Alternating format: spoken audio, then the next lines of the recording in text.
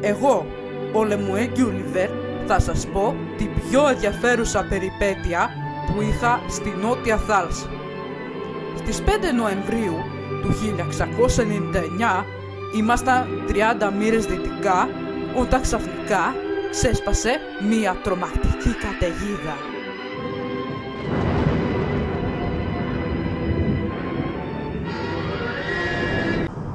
Όλα καλά, όλα καλά, όλα καλά, όλα καλά.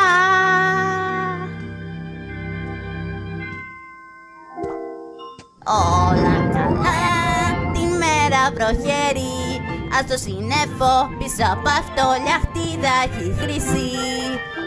Όλα καλά, διώξ' τους φόβους γελαστά, δες το φως μπροστά, όλο μπροστά, φεγγαρόλουστη έρχεται βράδια.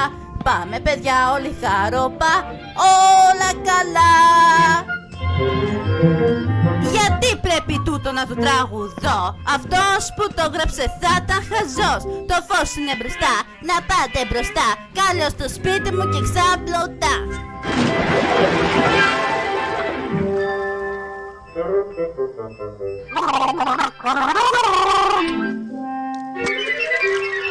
Τα πόδια βραχήκαν, ο κάλος πονά. Μαξίμιος θα πρέπει να μείνω ξανά. Όλη τη βραδιά, όλη τη βραδιά.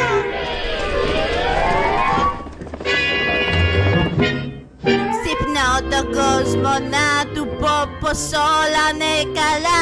Και όλα καλά, τη μέρα βροχερή, ας το σύννεφο πίσω από αυτό λιαχτίδα έχει χρυσή.